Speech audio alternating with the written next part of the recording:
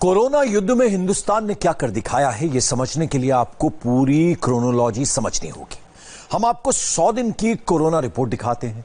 हिंदुस्तान में कोरोना के पहले मरीज से लेकर अभी अभी सामने आए मरीज तक का कोरोना ग्राफ देखकर आपको सुकून मिलेगा। इन 100 दिनों में हिंदुस्तान ने कैसे कोरोना का सामना किया, कैसे कोरोना को कंट्रोल करके रखा, और इन्हीं 100 दिनों में अमेरिका के साथ क्या क्या हुआ, रूस ने क्या किया। सच में कुछ तो चमत्कार हुआ है जो भारत में लाखों लोगों की जान बच गई है।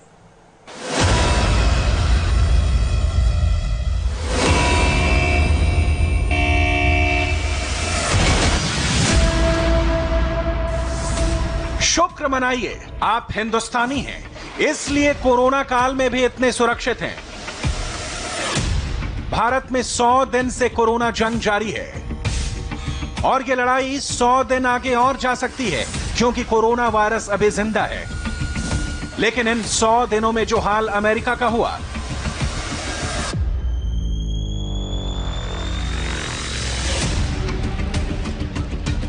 सौ दिनों में कोरोना ने ब्रिटेन को तोड़ दिया।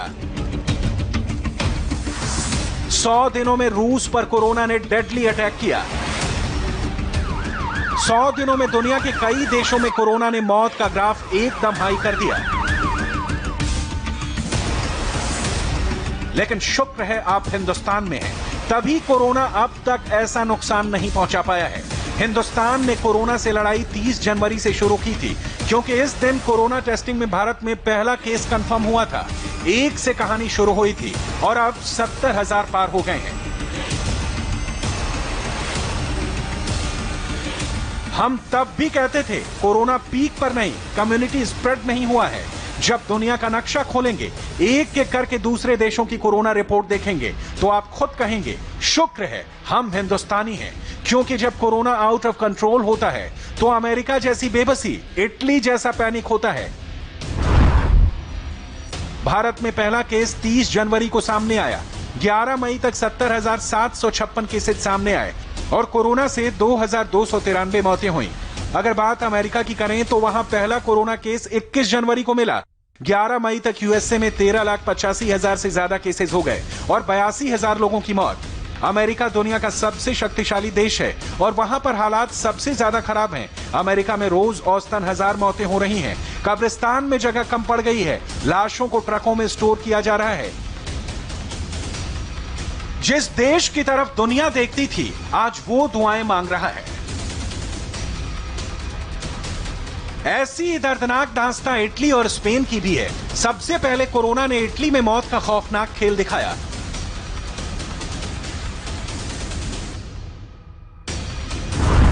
इटली में पहला केस 31 जनवरी को कंफर्म हुआ और 11 मई तक 2,19,000 से ज्यादा कोरोना पॉजिटिव सामने आए और 30,000 से ज्यादा मौत। स्पेन में भी पहला केस 31 जनवरी को सामने आया और अब वहां पर 2,68,000 से ज्यादा कोरोना केस हैं और मौत का आंकड़ा 27,000 पहुंचने वाला है। कई ऐसे देश भी हैं जहां पर कोरोना केसेस 30 जनवरी से पहले और बाद में सामने आए, लेकिन वहां सबका हाल एक जैसा नहीं है। ऐसा ही देश ब्रिटेन है, जहां पर कोरोना अभी भी कंट्रोल में नहीं आया है। ब्रिटेन में पहला केस 31 जनवरी को रजिस्टर हुआ और अब 2,23,000 से ज्यादा कोरोना पॉजिटिव हैं। यूरोप में सबसे ज्यादा मौतें ब्रिटेन में ही हुई हैं। ब्रिटेन में कोरोना ने सबसे डेडली अटैक किया है। वहां का रिकवरी रेट सबसे खराब है। लोग कोरोना की जंग लगातार हार रहे हैं। भारत में 70,756 कोरोना पेशेंट में से 22,455 मरीज सही हो गए हैं। भारत में रिकवरी रेट 90.77% का है, जबकि ब्रिटेन अपना रिकवरी रेट बता नहीं रहा, क्योंकि वहां पर अब भी सिर्फ 400 लोग ही सही हो पाए हैं। रिपोर्ट्स के मुताबिक वहां का रिकवरी रेट 0.46 ही है।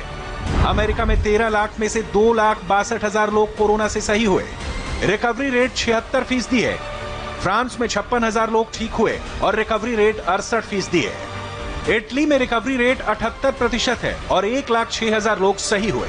भारत में सबसे ज्यादा लोग हॉस्पिटल से ठीक होकर वापस जा रहे हैं, कोरोना को हराने में कामयाब हो रहे हैं, जो दुनिया के लिए किसी चमत्कार से कम नहीं है। दुनिया का सबसे मुश्किल काम होता है लाशों को गिनना। ब्राजील, अमेरिका, ब्रिटेन, यूक्रेन, देश अलग अलग है, जगह अलग है, लेकिन मौतों की तस्वीर एकदम एक जैसी है। कई देशों में लाशों की गिनती नॉन स्टॉप जारी है। भगवान न करे ऐसा वक्त कभी हिंदुस्तान में देखने को मिले। अच्छी बात यह है कि भारत में जान बचाने का रेशियो सबसे ज्यादा है और मौत का सबसे कम। शुक्र मनाइए आप हिंदुस्तान में हैं, क्योंकि जिन देशों की मेडिकल साइंस और हॉस्पिटल बेहद एडवांस थे, आज उनकी तरफ देखकर डर लगने लगा है।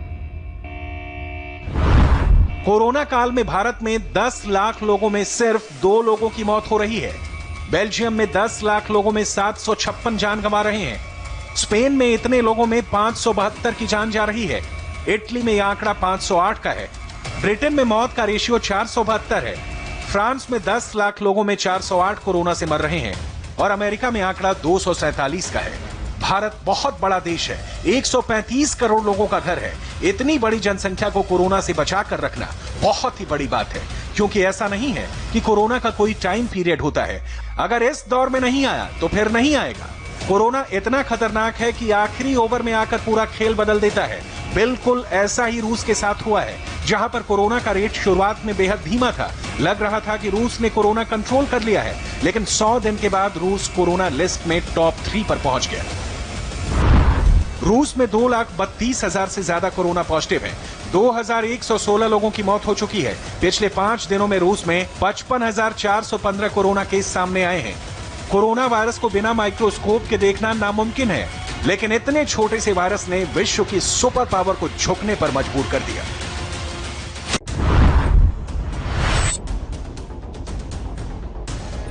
कोई सोच सकता था कि ताबूत को उठाने के लिए सुरक्षा किट पहननी होगी। आखिरी बार अपनों का चेहरा देखना भी मुमकिन नहीं होगा।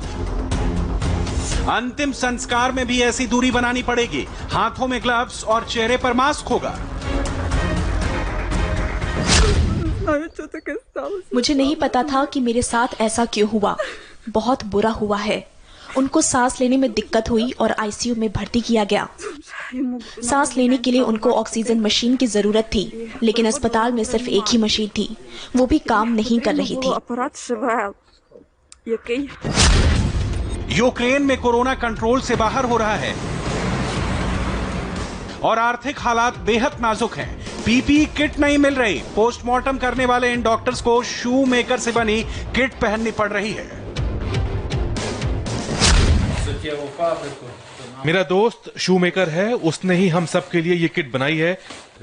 हमको कोई पैसा नहीं दिया गया कि हम हाइजीन का ख्याल रख सकें और कोरोना वायरस को यहीं पर रोकें। हमको खुले में प्लास्टिक के बैग में पोस्टमार्टम करना पड़ रहा है। इस्तेमाल की गई पीपीई किट को डिस्पोज करने का कोई इंतजाम नहीं है। ऐसे में उनको खुद जलाना पड़ रहा है।